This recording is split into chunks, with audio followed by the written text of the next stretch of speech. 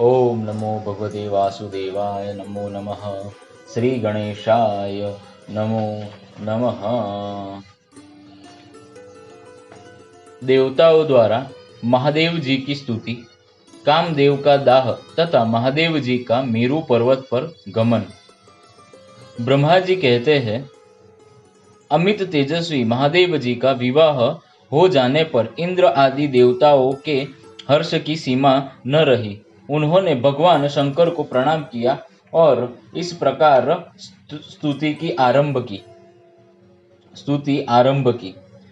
देवता बोले, पर्वत जिनका लिंगमय स्वरूप है, जो पर्वतों के स्वामी है, जिनका वेग पवन के समान है, जो विकृत रूप धारण करने वाले तथा अपराजित है, जो कलेशों का नाश करने के शुभ संपत्ति प्रदान करते हैं, उन भगवान शंकर को नमस्कार है। नीले रंग की चोटी धारण करने वाले अंबिकापति को नमस्कार है। वायु जिनका स्वरूप है और जो सैकड़ों रूप धारण करने वाले हैं, उन भगवान शिव को प्रणाम है। दैत्यों के योग का नाश करने वाले तथा योगियों के गुरु महादेव जी को प्रणाम है। सूर्य और चंद्रमा जिनके नेत्र है तथा जो ललाट में भी नेत्र धारण करते हैं, उन भगवान शंकर को नमस्कार है। जो शमशान में क्रीड़ा करते हैं, वर देते हैं, जिनके 3 नेत्र है, उन देवेश्वर शिव को प्रणाम है। जो गृहस्थ होते हुए भी साधु है, नित्य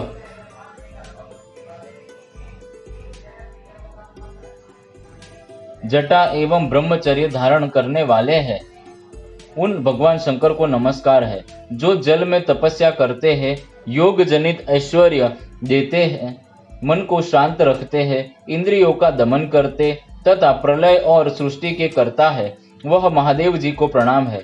अनुग्रह करने वाले भगवान को नमस्कार है। पालन करने वाले शिव को प्रणाम है। रुद्र, वसु, आदित्य और अश्विनी कुमार के रूप में वर्तमान भगवान शंकर को नमस्कार है। जो सबके पिता, संख्या वर्णित पुरुष, विश्वदेव, सर्व, उग्र, शिव, वरद, भीम, सेनानी, पशुपति, शुचि, वेरिहंता, सद्योजाता, महादेव, चित्र, विचित्र, प्रधान, अप्रमेय, कार्य और कारण नाम से प्रतिपादित होते हैं, उन भगवान शिव को प्रणाम है। भगवान पुरुष रूप में आपको नमस्कार है। पुरुष में इच्छा उत्पन्न करने वाले आपके प्रणाम है। आप ही पुरुष का प्रकृति के साथ संयोग कराते हैं और आप ही प्रकृति में गुणों का आदान करने वाले हैं। आपको नमस्कार है। आप प्रकृति और पुरुष के प्रवर्तक, कार्य और कारण के विधायक तथा कर्म फलों की प्राप्ति करने वाले हैं। आपको नमस्कार है।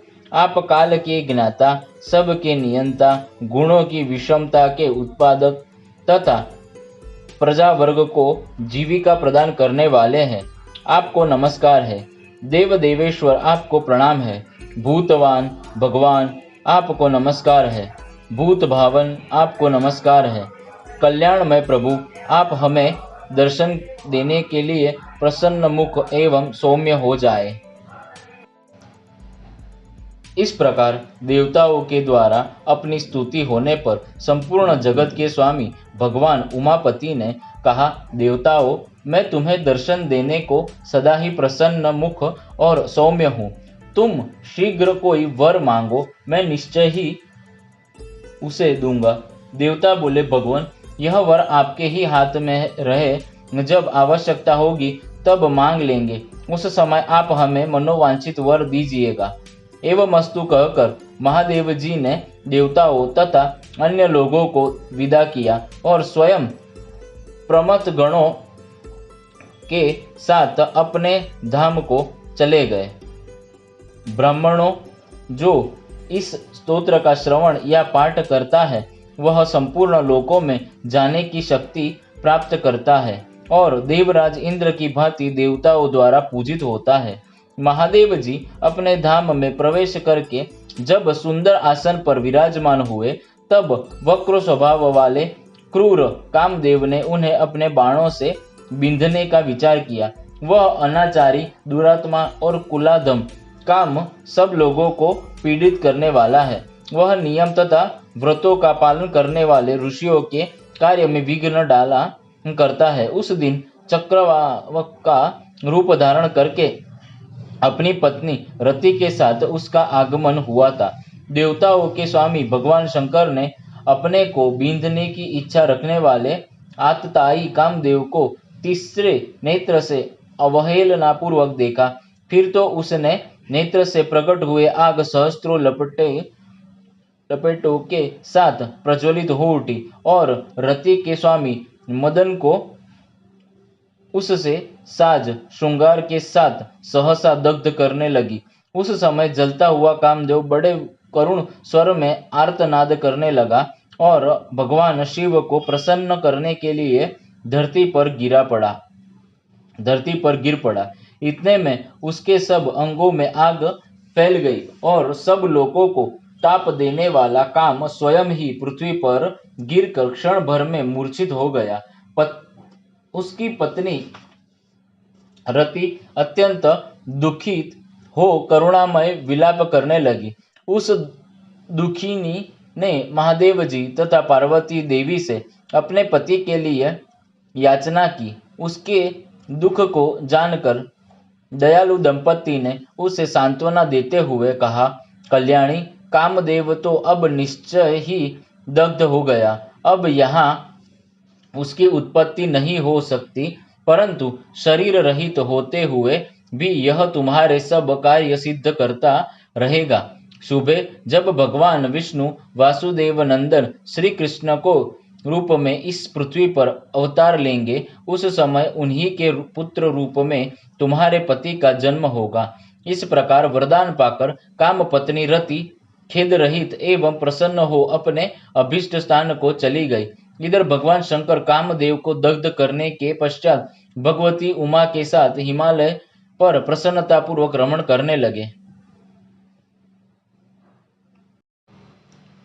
पार्वती जी ने कहा, भगवान देव देवेश्वर, अब मैं इस पर्वत पर नहीं रहूंगी। अब मेरे लिए दूसरा कोई निवास स्थान बनाइए। महादेव जी बोले, देवी, मैं तो सदा तुमसे अन्यत्र रहने को कहता था, किंतु तुम्हें अभी कभी अन्य किसी स्थान का निवास पसंद नहीं आया। आज स्वयं ही तुम अन्यत्र रहने की इच्छा क्यों करती हो, इसका कारण बताओ।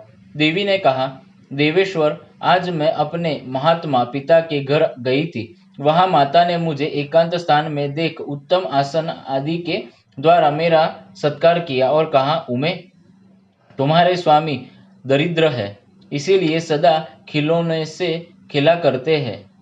देवताओं की क्रीड़ा ऐसी नहीं होती। महादेव, आप जो नाना प्रकार के गणों के साथ विहार करते हैं, यह मेरी माता को पसंद नहीं है।